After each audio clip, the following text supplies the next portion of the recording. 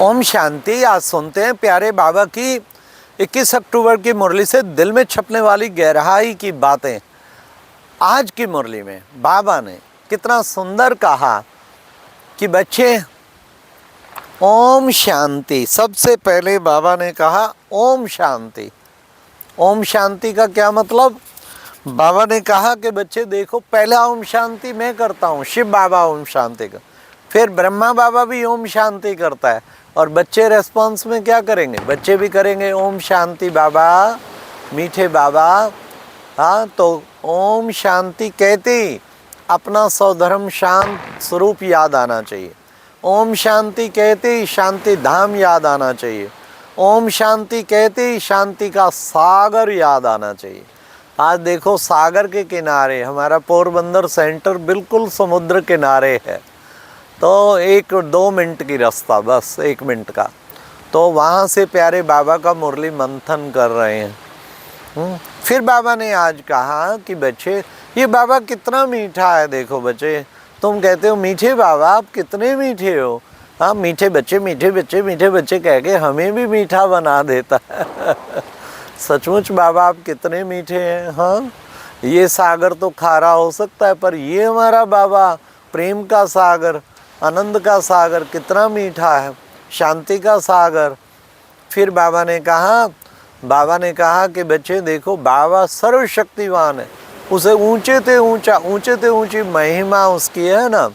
हाँ, जैसे ये सागर की लहरें आती है ना, धुर, ऐसे ही बाबा कहते मेरी भी लहरें हैं ना, जो मुरली चलाते हैं तो बाबा की कितनी लहरें आती हैं। तो बाबा कहते हैं कि बच्चे, तुम बच्चों को इतना ही प्यार से बाबा को याद करना चाहिए। फिर बाबा ने कहा देखो बच्चे, इस अविनाशी चक्र से कोई छूट नहीं सकता। ये अनादि अविनाशी ड्रामा बना बनाया है, इसमें तो मैं भी बांधा हुआ हूँ, बाबा ने कहा। इसलिए बच्चे रिपीट होता रहता है। देखो बच्चे, वो नाटक होता है ना, वो नाटक भी तो रिपीट होता है ना। तो पूरा होगा 3 घंटे बाद, फिर वैसे ही रिपीट, वही सीन आएगी, वही।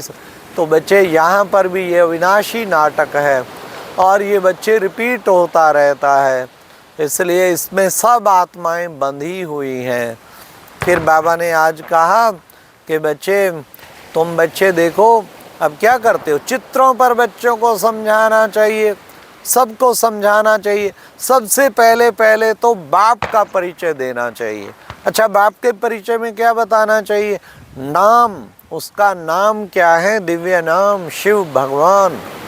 फिर उसका रूप कैसे, वो ज्योति स्वरूप है।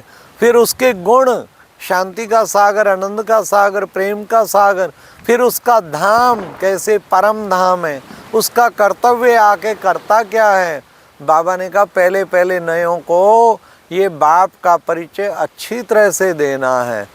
तुम किसी को समझा सकते हो कि आओ हम आपको इस सृष्टि चक्र के आदि मध्य अंत का ज्ञान दें। बाबा ने कहा सृष्टि चक्र के आदि मध्य अंत का ज्ञान होना चाहिए ना। हाँ, नाटक को एक भी मनुष्य सारी दुनिया में बाबा ने कहा नहीं जानते। नाटक को जाने तो फिर उसके आदि मध्य अंत को भी जाने ना। बाबा ने कहा माया भिन्न भिन्न तरह से विक्रम कराती रहती। अच्छा बच्चे, तुम्हें बहुत खुशी में रहना चाहिए। खुशी तुम्हें कितनी अपार होनी चाहिए। अरे देखो, तुम्हें शिव बाबा पढ़ाते हैं तो इससे अधिक और क्या बात हो। तुम्हें कितनी खुशी होनी चाहिए, शिव बाबा पढ़ाते हैं। तो बाबा पढ़ाते हैं तो खुशी में गदगद होना चाहिए ना। भगवान पढ़ाते हैं, रोज़ाना आके सारी दुनिया का मालिक, विश्व का मालिक, ज्ञान का भंडार हमें आके पढ़ाता है। तो फिर बाबा ने कहा अच्छा बच्चे, सवेरे सवेरे उठ के बच्चों को विचार सागर मंथन करना चाहिए। हाँ, विचार सागर मंथन करेंगे ना तो बच्चे तुम्हें बहुत खुशी होगी। तो विचार सागर मंथन बाबा ने कहा बच्चों को कोशिश करके करनी चाहिए। लेकिन बच्चे विचार सागर मंथन करते नहीं हैं, बुद्धि को चलाते नहीं हैं। विचार सागर मंथन का अभ्यास होना चाहिए। और वो सवेरे सवेरे का टाइम बहुत अच्छा है। हाँ, फिर बाबा ने कहा कि देखो बच्चे, तुम्हें अपनी उन्नति का कितना ख्याल रखना चाहिए। हाँ, इस पढ़ाई को विचार सागर मंथन करके पढ़ाई की गहराई में जाना चाहिए। फिर आज बाबा ने कहा बच्चे देखो, ये पवित्र बनने से ही तुम नई दुनिया में जा पाएंगे, तुम तमो प्रधान से सतो प्रधान बन जाएंगे। अच्छा बच्चे, सन्यासी जो है ना, ये देखो पवित्रता की ताकत रहती है। द्वापर से सन्यास धर्म चालू होता ना, हाँ, इधर तो देवी देवता धर्म में धीरे धीरे वाम मार्ग में चले जाते हैं, हाँ, लेकिन सन्यास धर्म में पवित्रता की ताकत। नहीं तो बच्चे भारत जल गया होता। ये सृष्टि पवित्रता के आधार पे ही टिकी हुई है। तो इन सन्यासियों ने उस वक्त मदद की, भारत को पवित्र बना के, तब आज भी पूरे भारत में महात्माओं का कितना नाम है। जो सच्चे उच्च महात्मा है ना, उनके भीड़ इकट्ठी हो जाती है उनके नाम पे। तो बाबा ने कहा देखो बच्चे, तुम्हारी पवित्रता का ही गायन है। फिर आज बाबा ने कहा तुम बच्चों ने आदि से लेके ऑल राउंड पार्ट बजाया है। तो आज बाबा ने कहा कि बच्चे देखो, बाबा तुम्हें अब तीसरी की कथा सुनाते हैं, क्योंकि बाबा तुम्हें तीसरा नेत्र देते हैं। अमर कथा भी सुनाते हैं अमर आत्मा बनाने के लिए। फिर बाबा ने कहा मैं तुम्हें सत्यनारायण की कथा भी सुनाता हूँ। आज बाबा ने कहा जितना बच्चे बाप को याद करेंगे तुम्हारे विक्रम विनाश होंगे। ये वही योग है जिससे तुम्हें ताकत मिलती है, तुम श्रेष्ठाचारी बनते हो। इस याद से ही तुम उच्च पद पाएंगे। तुम्हें बाप की याद से तुम्हें बहुत शक्ति मिलती है। अरे बच्चे, याद से तो तुम मास्टर सर्वशक्तिवान बन जाते हो। इसलिए बच्चों को दिल से बाबा को याद करना चाहिए, घड़ी घड़ी याद करना चाहिए। फिर बाबा ने कहा शांति धाम में जाते हैं ना बच्चे, अब वापस तुम जाते हैं शांति धाम।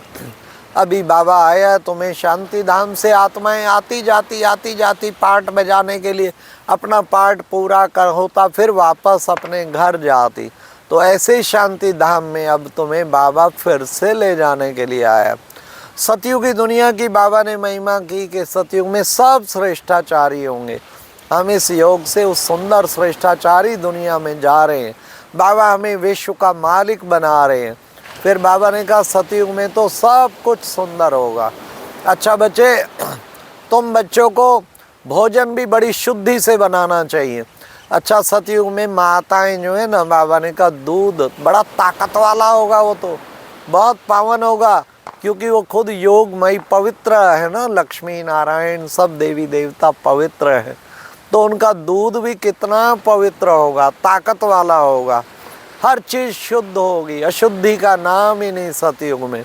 तो ऐसी सतयुग गोल्डन एज में बाबा अब तुम बच्चों को ले जाने के लिए आया है। तो तुम बच्चों को कितना ना पुरुषार्थ करना चाहिए। आज की मुरली में बाबा ने वरदान में भी हम बच्चों को बताया कि बच्चे, क्या बाबा ने बताया वरदान में?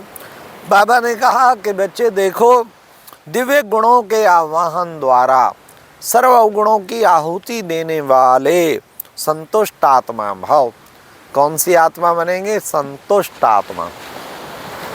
कैसे?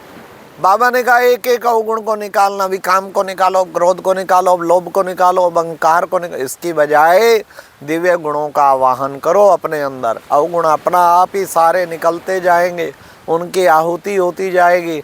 हाँ, दिव्य गुण, सहनशीलता को अपनाओ, मधुरता को अपनाओ, हाँ, अंतर्मुखता को अपनाओ, गंभीरता को अपनाओ, दिव्य गुणों का आवाहन करो। तो क्या होगा? सब विकारों की आहुति हो जाएगी, सब अवगुणों की आहुति हो जाएगी, और उससे फिर क्या बन जाएंगे? बाबा ने कहा संतुष्ट आत्मा भव। ऐसे तुम बच्चे संतुष्ट आत्मा बन जाएंगे। फिर आज बाबा ने स्लोगन में भी कहा सम्मान की सीट पर सेट रह। क्या करना है? सदा सेट रहना है। तो दृढ़ संकल्प की बेल्ट जो है ना, वो अच्छी तरह बांध लो। सारी कमी है दृढ़ता की। बाबा कहते संकल्प करते हैं मैं ये करूँगा, ये करूँगा, ये करूँगा, फिर भूल जाते हैं। दृढ़ता ही सफलता का साधन है। दृढ़ता ऐसी अपनाओ तब तीव्र पुरुषार्थी बनेंगे। तो दृढ़ संकल्प की बाबा कहते बेल्ट बांध लो। तो उससे क्या होगा? सदा सम्मान की सीट पर सेट रहेंगे।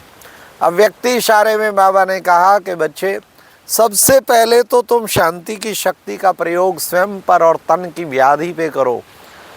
हाँ, बाबा ने कहा साक्षी हो के देखो, कर्म भोग का हिसाब किताब चुकतू हो रहा है। अच्छा, ओम शांति। ये थी आज की मुरली से दिल में छपने वाली गहराई की बातें। ओम शांति।